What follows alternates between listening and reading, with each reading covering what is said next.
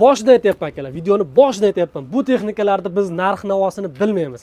Bu texnikalarni faqat biz logistikasini, ya'ni Koreyadan Qirg'iziston Bishkekka yetkazib berish vazifasini biz bajaryapmiz. Biz faqat logistika narxlarini bilamiz. O'zimizda yetkazib berish narxlarini bilamiz. Lekin bu texnikalarning asl narxini o'zining egalari biladi. Bizning Arctic Holdings kompaniyamizning logistika, ya'ni yetkazib berish xizmati ham bor. Agar o'zimizning texnikalarimiz bo'lsa, biz albatta uni narxlarini aytib o'tamiz. Iltimos faqat kommentlarda videoni oxirigacha ko'rmasdan, tushunmasdan narxini yoz, boshqa qil deb so'kinib haqorat qilmanglar. Demak, videoni ko'rishni davom etamiz. Kuniga 5 lab, 10 lab texnikalar bekorga Qozog'iston, Qirg'iziston, O'zbekistonga chiqib ketmayapti. Sababi bularga talab bor. Ish yaxshi. Ish bo'lyaptiki, mana shuni egalari sotib olyapti va o'zini davlatiga olib ketyapti. Ba'zi bir lekin negativ, endi bu faqat bizda emas, hamma joyda bo'ladi. Ish yo'q.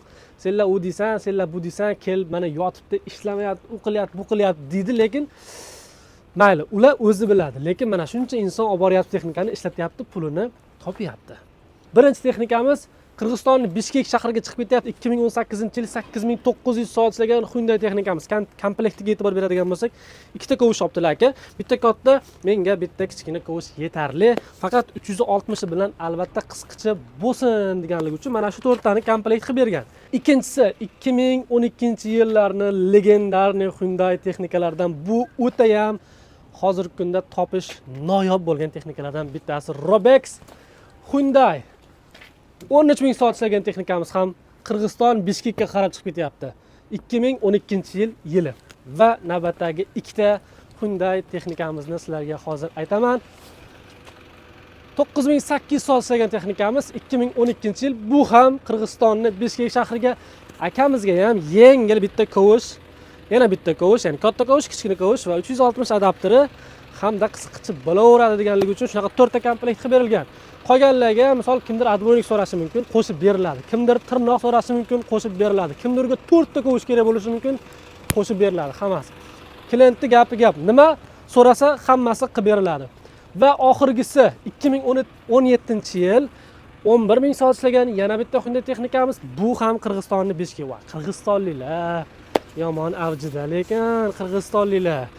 Qani bu akamiz? Ha, bu akamizga 360 umuman kerak emas ekan. Bitta katta kovush, bitta transhin kovush hamda qaytisi bo'lsin deganliklari uchun mana 3 ta komplekt qilib berilgan. Wow, texnikalarimiz juda ham ajoyib. Bu texnikalarni egalariga ham Alloh barakasini bersin. Texnikalarining tagidan shamollar o'tib, nafaqat cho'ntayda, qoplarda pul topib kelsin ilohim. Barcha mana shu videoni ko'rayotgan insonlarga shunaqa texnikalar olish nasib qilsin. Xudo xolasa bir kun sizlarni xizmatingizda qilish bizga ham nasib qilsin. Albatta videoga like bosib, kommentlarda yozib qo'yinglar. Niyat qilib qo'yinglar. Xudo xolasa shu kunlar keladi. Kimdir agar ishqibozi bo'lsa, Hyundai'da, ishqibozi bo'lsa, Volvo'ni minishi nasib qilsin. Arctic Holdings kompaniyasining logistikasi eng ishonchli va sifatli xizmat ko'rsatadigan logistik kompaniyalardan biri. Sababi biz yetkazib beramiz 17-25 kun orasida. Juda ham qisqa muddatda siz shu texnikani olasiz, borib turib ishga solasiz.